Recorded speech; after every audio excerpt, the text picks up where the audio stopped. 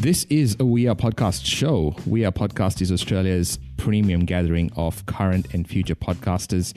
If you aren't a member yet, you should go and check us out at wearepodcast.com and click on the Members Live Here button right in the center of the page. Included in your membership are monthly accountability sessions with me, that's a tongue twister, monthly State of the Union podcasting webinars, as well as free podcast hosting for the rest of your membership life with Audioboom. We not only cover everything podcasting, but we also cover every other aspect of online business around your podcast. So if you want to make money and grow your influence using a podcast, get your first month for only $19 using the promo code IAMPodcast at checkout. Also, for peace of mind, you can leave whenever you like in case you've had enough of us. So go in and check it out. wearepodcast.com and click on the Members Live Here button.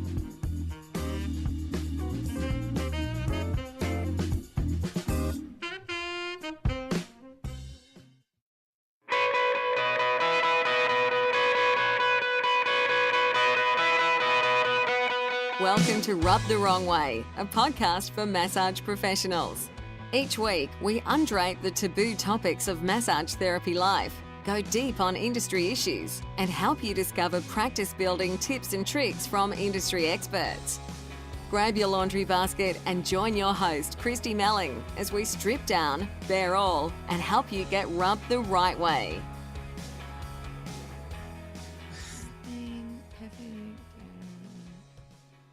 One. You're not recording yet, are you? I am recording, but that's okay. I have the power of editing. Okay. When we're finished, I want you. Have you got a pen there? Yes. Just write this down. Sure. Gary Lavis. Gary Lavis. Shark Dive, 2016. Shark Dive, 2016. When you're finished, get onto YouTube. Check that baby out. Okay. Yeah, for sure. Massive. I don't want to, am I going to have a little heart attack because how much I love sharks? And you've got to watch it right to the end, because right at the end is a bit where a shark comes right at me to about a foot of my face, and I'm playing the Jaws music. I turn the camera to Hannah, and she's just like, holy shit. Can you? I'm freaking out. I've not even watched the video and I'm freaking out. This thing that comes at me is every bit of about 10, 12 feet. What kind of shark is it? It's a grey nurse shark, so it's not renowned for chewing on humans, but I mean, if you pissed it off, it'll shred you. Well, this is a great start to an interview. Yeah. Welcome, Gary. Welcome to Rubbed the Wrong Way, the podcast. Thanks for having me. You're very welcome. I'm really excited to have you on today. So I know you very well. We've been friends for a little while. You're an international presenter. You're the immediate past president of the Australian Association of Massage Therapists. You're a general mover, shaker, and no shit taker. So tell me a little bit about your massage story. Like, how did you get into massage? Where did that come about? So tell me the Gary Lavis story. The Gary Lavis story. Well, I guess it goes back to when I moved to Canada, and my wife and I got married, and we moved to Canada and ended up living there for 6 years. So during that 6 years that I lived in Canada, I participated in the Subaru Triathlon Series. And, Okay. At that particular time, I was a diesel mechanic. I was working as a diesel mechanic, and really getting sick and tired of laying on concrete floors and getting greasy and dirty and working long night shifts and all sorts of stuff. So I was getting massage a lot as part of my training and part of my rehab for my triathlons. And my wife, who's a physiotherapist, was working in lots of multidisciplinary clinics that had massage therapists, chiropractors, osteopaths, podiatrists, all sorts of stuff, and they really, in Canada, embrace that model of multidisciplinary treatment.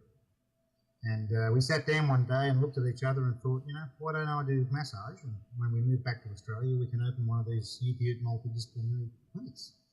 And I started my training as a massage therapist in Canada. Wow. And, after we had our first child, we moved back to Australia. I finished it in Australia, and 15 years later, here we are today. So. Wow. That's amazing. So you're an internationally trained therapist as well. I did start some of my training in Canada, and when I came home to Australia, I got credit for that training as part of my diploma. So Fantastic. it's been a great ride. Yeah. So you moved from being a diesel mechanic to being a massage therapist, and now you're moving from being a full-time massage therapist into doing training and education. Tell me how you kind of how you made that transition. So what kind of took you from wanting to just do massage to wanting to train therapists? Well, I think that's just sort of a natural progression. Is I've always had that need for more information, and Yeah. I'm very, very passionate about the shoulder. I've had a shoulder reconstruction myself, and I really, really enjoy the process of teaching. And I think as I moved from the diploma of remedial massage, and then I went on just recently and completed my advanced diploma of myotherapy down in Melbourne at MMT. And I'd sort of touched base a little bit of presenting over the last several years, sort of helping some other people out with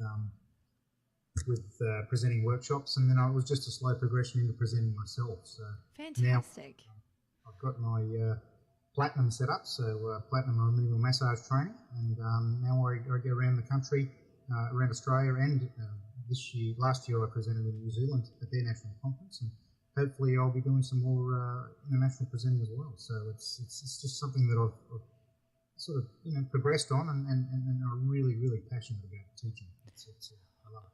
Awesome.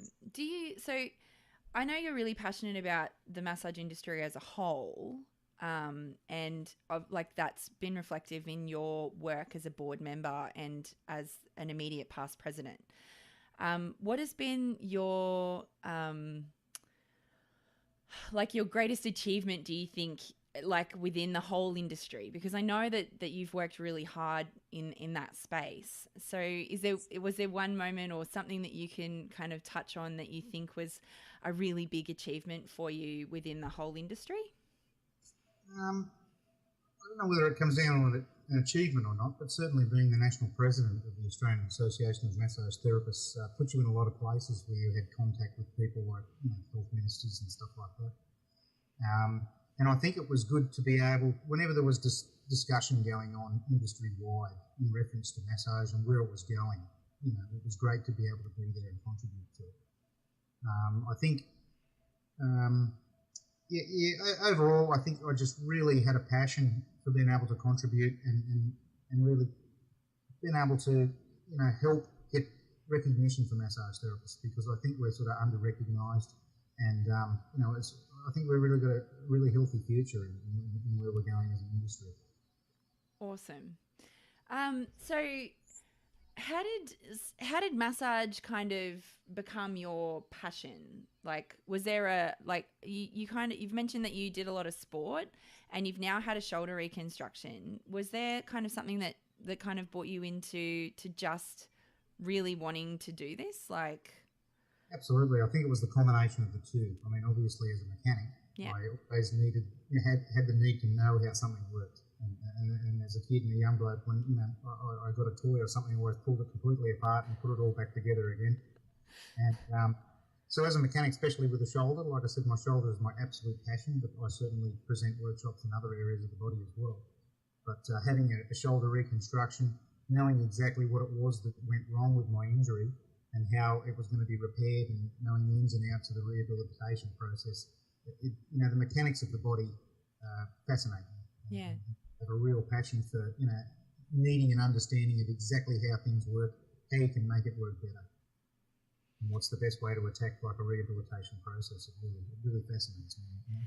That's really interesting, because I think that's, so often therapists kind of overlook the passion for the mechanical part of the therapy and the kind of that understanding process. We sort of go oh yeah, cool, we know how it sort of all works. But I think more of us, if we understood that we were like mechanics, we can, look at parts and see how they all kind of fit together and work them. And I think that's why I really enjoyed your not just, I think it's not just the rotator cuff workshop.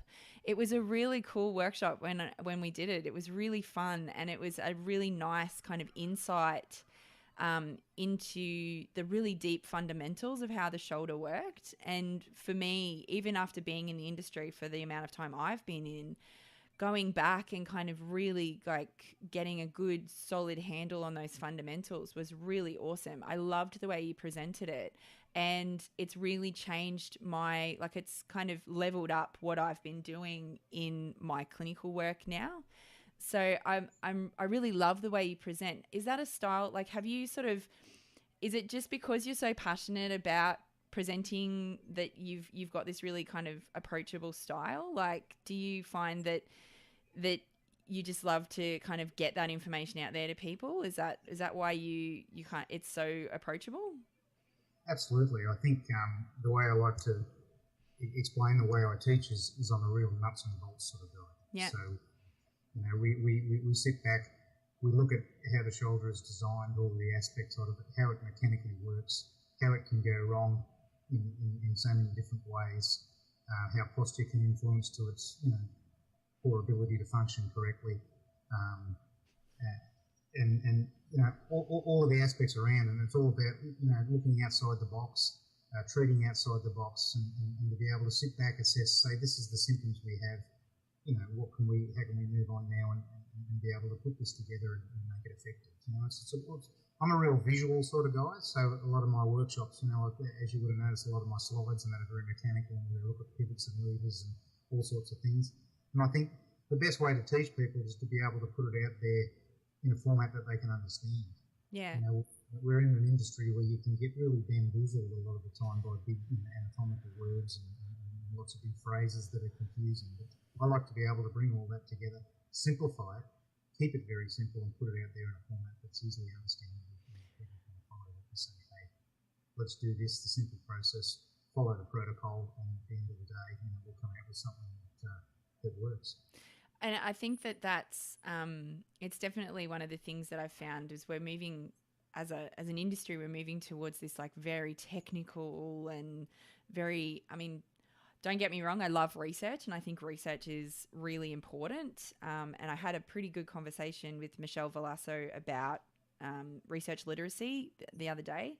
But I think that there are times when you do need to break it down to those simple, like kind of those more simple aspects of what you're doing in the treatment room, and understanding that this is why you do it, this is how you do it, and this is how you execute it. And I think sometimes we get lost in the why and the how and miss that kind of fundamental execution. And I really enjoyed the fact that there was so much execution throughout your workshop. So tell me like a little bit about the Funky Chicken workshop, because I've been reading a little bit about it and I love that it's called the Funky Chicken, and I want to know more, and I want to hear how you kind of came up with this name of the Funky Chicken, because I love that. So tell me more about the Funky Chicken workshop, how that works and what that's all about. The Funky Chicken workshop is my next round of workshops. So I presented for the first time last year in New Zealand.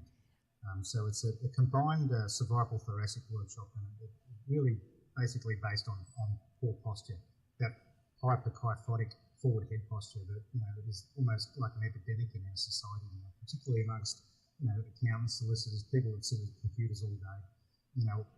It's so funny. I sit back in coffee shops a lot, and always just look at people walking past and sort of assess their postures and say, oh, this person's hyperkyphotic, that person's got a forward head posture, this person's got a flat back. Certainly not judgmental, but it's really interesting that I sit there and sort of observe that. But do you hand out business cards?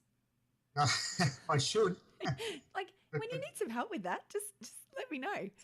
Exactly, but it's such an epidemic in our society now, particularly with the introduction of all this computer-based learning and that sort of stuff. We spend so much time sort of inactive, and I've noticed that huge change in my the way I treat. 15 years ago. Most of my clients I would treat for overactivity. Today, I treat most of my clients for inactivity. And when we talk about the Funky Chicken, probably the most common thing that I get today from all of my clients that come in, their symptoms are hypokyphosis and forward head posture. So where the funky chicken came from, if you've ever seen a chicken waltzing around the yard picking at the dirt, they stick jab their beak right down into the dirt, and the old forward head posture comes in, the old chunky funky chicken. So it's that's where the funky chicken came from. So I've got a nice little photograph up of a really poor postured person with forward head posture and high hypokyphosis. And that's that Eric Dalton, like 42-pound head kind of concept. Yeah. So it's all about restoring the optimal posture for the best ability for us to have about our lives and not bring on all these symptoms that we walk, that the majority of our society walk around with. sounds really cool, and it definitely. I would be really excited to do it, and I think I might come up to. I think you're presenting that in August in Maroochydore, so I would be super excited to come up and say hi and check it out, because it really is an epidemic that we're facing in with people in that sort of thoracic outlet syndrome and forward heads and all those sorts of things. So. Absolutely. So I presented last year up in Maroochydore in June, my shoulder workshop, so I'll be returning there in August this year. So it's a great bunch of people up in Maroochydore. So fantastic. Yeah, the sunny coast. Nice. And I know that potentially that might fuel your other secret or not so secret passion of diving, going up to somewhere like the Sunshine Coast. That's right, Christy. I am an avid scuba diver, and it is not luck that most of my workshops just happen to appear at great diving destinations. So there's an awesome wreck up in Maroochydore, which happens to be the sister ship of one of the wrecks that I dive down here in New South Wales. So I think it's the HMAS Brisbane. So it's a very, very good dive. Excellent. Tell me how you got into diving as a passion, because I think it's really interesting to kind of talk about the work-life balance, because I know in organising this little interview that we've been trying to organise. The last time I emailed you, I think you were saying you were in Italy and then you were in South America. So you seem to have the work-life balance thing down pat. Tell me how that works for you. Look, it's my wife and I, we have two clinics now, one in Rathmines in New South Wales and one in Katara, and we both teach. So my wife is a physio, she specialises in pelvic floor physiotherapy, and then obviously I teach with Platinum Remedial Massage. So not only do we have our two clinics, but we also have our training. So we both go around the country and present workshops around the country as well. So we spend a lot of time dealing with the business and it's you've got to find that balance in life to be able to say, this time's dedicated for business and this time's dedicated for fun. So it's all about balance. Yeah. My wife isn't a scuba diver. However, I have 4 beautiful little girls, and the good news is that my second daughter now, Holly, has just qualified as a scuba diver as well as the first. So I now have 2 little girls sort of following me scuba diving, and corrupting them. That's my passion. Scuba diving is my escape. And, when you talk about sort of people that do yoga, where you switch off and I guess you find enlightenment. Well, scuba diving is my enlightenment. It's basically when I'm underwater, I'm like meditating. It's where I clear my mind. That's the place where I let it all go. So it's fantastic like that. But ironically, it's scuba diving that I received my shoulder injury that tore my bicep off my shoulder. That ended up turning into being a shoulder reconstruction. So. And then help bring you towards getting your shoulder course up and running. Exactly. So yes. All sort of fell together. It was rather ironic. Really, so. Yeah. So you've mentioned that you run 2 businesses. Now, I know a lot of massage therapists, and myself included, really struggle to, again, with that balancing of a business and staff and keeping all of those kinds of plates spinning and balls juggling and all these kinds of things. How have you found moving from potentially just being yourself and your wife in a clinic to having a certain number, like you must have a number of staff. So how have you found that transition, like managing people and those sorts of things, going from being hands-on in the business to being kind of hands-off and in a managerial position? How has that kind of changed for you? Well, luckily enough, that transition happened over time. So when we first ever started out, there was just my wife and myself in the clinic, and a receptionist 2 days a week. So over the 15 years that we've been in business, that sort of evolved slowly. And I think that's probably the secret to success in business is when you grow, is to grow slowly. Mm-hmm. Probably far too many people go too big, too quick and collapse. But it was probably certainly easier to adapt to because it was a slow process.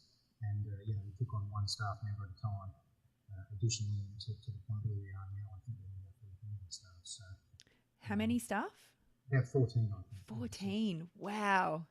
So obviously, that was, like I said, a slow process. And we have had more in the past, but we've sort of reduced it. I think we got to a point where we were a little bit too big. It became a little bit too much for us. So we reduced in size just enough to, again, to find that balance of what we can work with. But I think one of the most important things, one of the hardest things to take on in boarding business is to realise that you can't do everything yourself.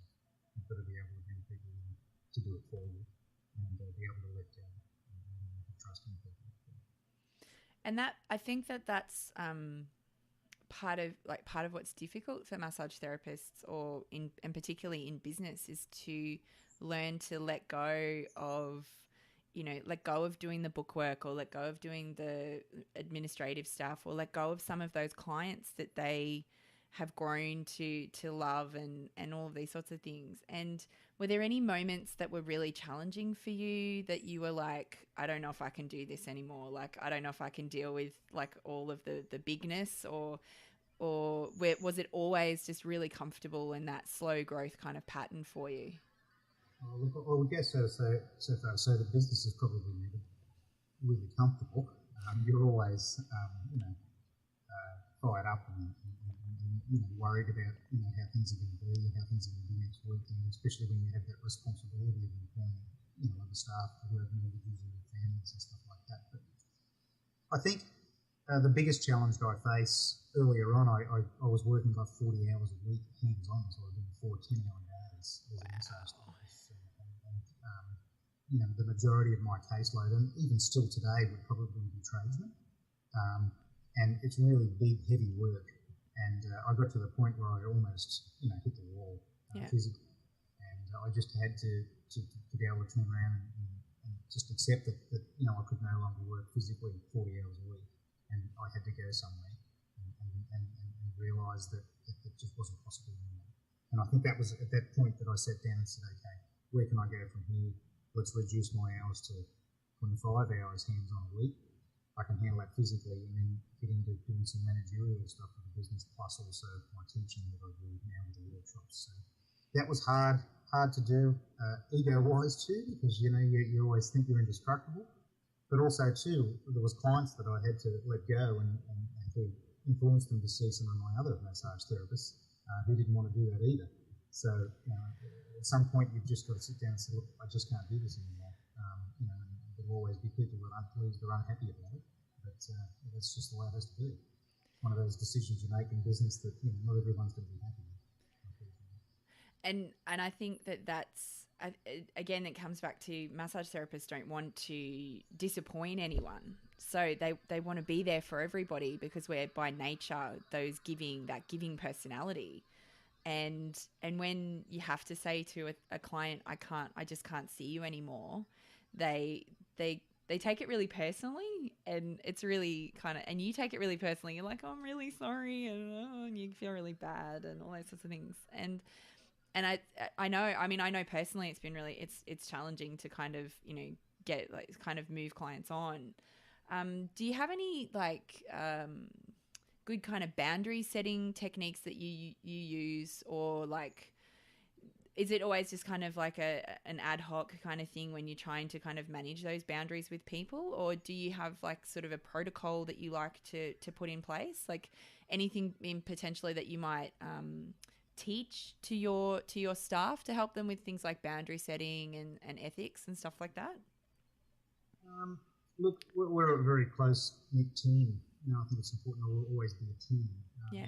As to sort of boundary settings,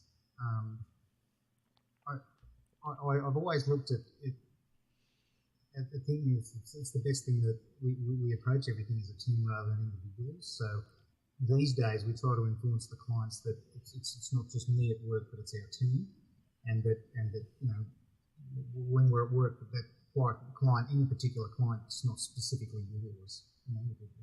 The client is the client of the business, not necessarily the client of a particular therapist. Yeah. So I think it's important that if somebody's particularly busy, they should influence that client to see one of the other team, rather than have to wait too long to be able to get back in to see somebody else. So I don't like to see that sort of culture of these clients are mine. I like to see as a business, I always like to see that we're a team. Yeah. And we're going to address this client, but what is best for the actual client rather than what is best for the individual therapist. I think that's the best way to approach. That's the thing that we always try to elaborate on within our clinic, that real team culture. Yeah, and I think that building that team culture is it can be really difficult to do, but when you strike that balance, that you do have that holistic view of clients, like they live inside our clinic as opposed to with one individual therapist, you build that team culture, like you said.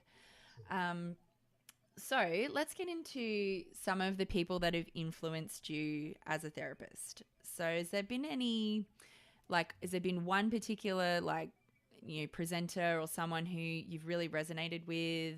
Are there any people who are like your rock star kind of massage people? I think probably the person that I respect most in the industry would be Rob Granter. So Rob Granter has a very long history in massage. He's a very, very humble sort of guy, which is what I love about him the most. And that was probably the decision that influenced me or the catalyst that influenced me to go and study at MIMT in Victoria, because Rob was the lecturer there. And Rob presents pretty much very, very similar to the way I do, and I base a lot of the way I present around the way that Rob presents. And again, it's that nuts and bolts. Let's simplify it. It either works or it doesn't. Let's try a bit of this. Let's try a bit of that, and keep it very simple, but very, very, very, very effective. So the question to who would I respect most in the industry would definitely be Rob. I think he's a very humble sort of guy, and he's willing to pass his knowledge on to anybody. Yeah. I think that's what I respect about him most. I think it's the worst thing you can ever do as a teacher or as a therapist is to say, I've learned this and this is mine.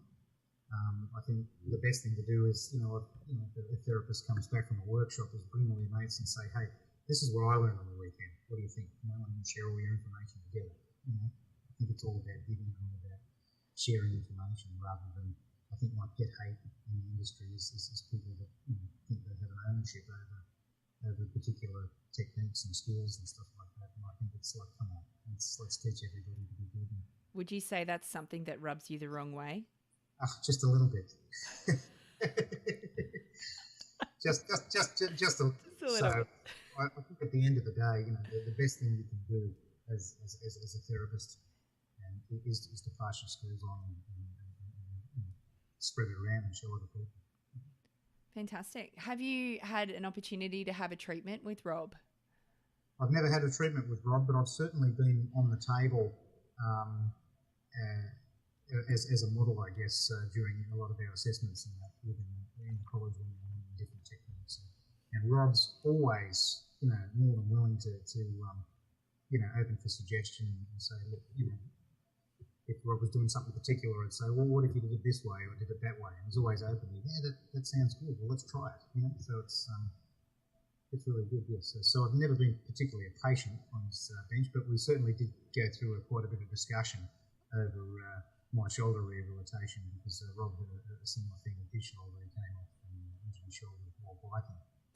So we've both had some pretty chronic shoulder injuries that we can talk about. So. You can compare notes. Absolutely. So is there anyone else potentially in the industry who you would love to get a massage from? Not particularly. I think, of course you, Christy. I'm just kidding. What's important is that we talked about myself being a scuba diver, and I go all around the world scuba diving. Whenever I'm away overseas, I always get a massage. Something when I've been, and whether that be a Thai massage or someone that's doing Kazakhstan massage or Kahuna or any sorts of massage, I'm always open to be able to say, let's try a bit of this sort of thing. So recently I was away on a cruise through Europe and South America, and I had a couple of massages on the cruise by a lovely Polish girl, and I told her when I went in that I need it nice and deep, and she needs to beat me up a bit, and she certainly did that. So it was absolutely fantastic. I've had some incredible experiences over time where one time I was scuba diving in Palau, and I went for a massage, a young Chinese girl massaged me, and she would have been about 3 foot high and about 40 kilos. And she literally beat the living daylights out of me, and at the end of it, smashed me on the back with a bamboo stick. So it was... Sounds awesome. So, don't knock it till you tried it. That's what I say. It sounds, I mean, I was going to ask you about, so it sounds like you've had some pretty interesting international experiences with different massage therapists. Has there been ever one that rubbed you the wrong way? Was there one that was not so great? Tell me about that experience. I guess your biggest fear is to have somebody that's, bouncing on your back, cracking you all over the place, that probably has very little understanding of anatomy whatsoever. And I think that's the biggest thing, is that you certainly don't want to come out of something with a long-term injury. Somebody snapped your neck when they had no idea what they were doing. So, again, it's all about working within the boundaries and understanding your role as a massage therapist, and when you're working outside of it. So working, sometimes I forget what questions I'm up to. So what's the best advice that you've ever received as a massage therapist? The best advice I ever received as a massage therapist was, Gary, don't get too clinical too often. And I think that was revolved around a conversation that we were having, that when let's use an example now, is where, still today, 70% of my caseload are tradesmen. Yeah. So when the tradesmen come in, they've just finished a long couple of weeks worth of work, they're very sore. They're coming for like a maintenance type massage because they want to be kept in shape to an optimum where they're unlikely to hurt themselves. They want to be kept in function. These guys don't necessarily want to be stood up and have 20 minutes worth of assessment done on them. They want to be put on the bench, and they want to be rubbed, and they want to be rubbed hard. So I think part of my workshop, it's not just the rotator cuff. I show some skills where you can throw some assessment into the treatment, and the client may not necessarily know they're being assessed.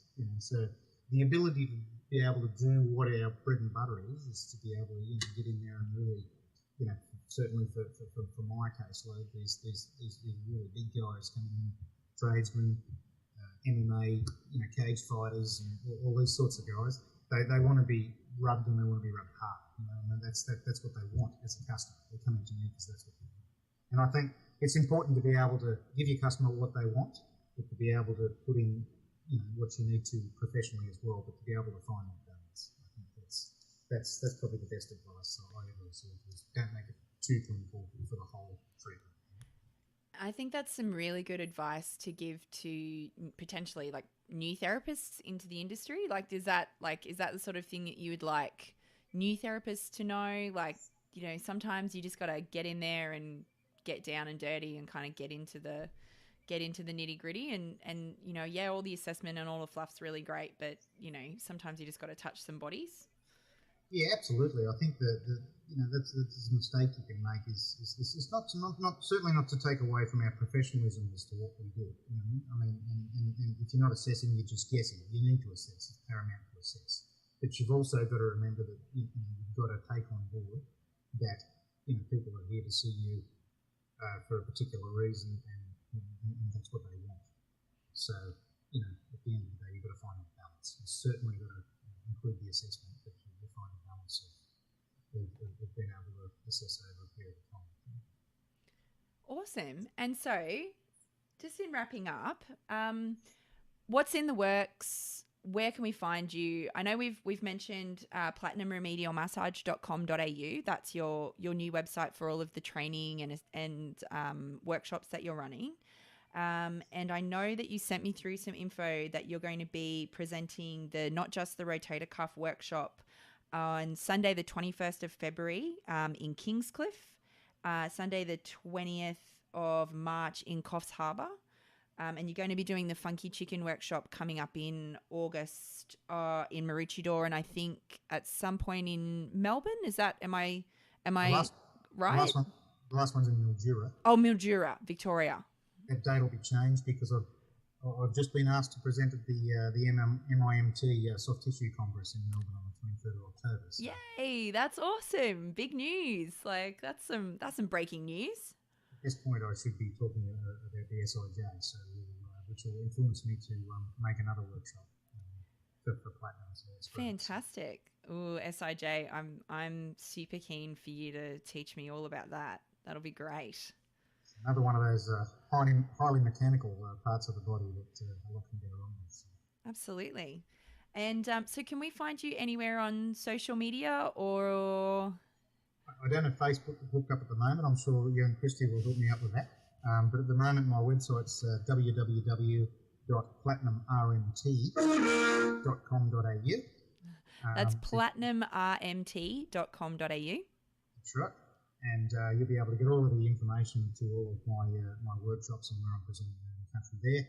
And there's also a phone number that you can contact my clinic anytime if you have any questions. Fantastic. Well, thank you so much for taking the time out today, Gary. I know that there's currently torrential rain occurring where you are. And we thought the internet might drop out on us, but we've been really lucky and it's been pretty much perfect. And I'm really grateful for the time that you've given me today. And thank you so much for coming on to the Rubbed the Wrong Way podcast. And I'm really looking forward to seeing how you go with the rest of this year. And I'm sure 2016 is going to be an amazing year for you. Thank you very much, Chrissy, and thanks for having me on. I really appreciate what you're asking. You're welcome. Awesome. Thanks very much, Gary. Welcome to Rub the Wrong Way, a podcast for massage professionals. Each week, we undrape the taboo topics of massage therapy life, go deep on industry issues, and help you discover practice-building tips and tricks from industry experts. Grab your laundry basket and join your host, Christy Melling, as we strip down, bare all, and help you get rubbed the right way.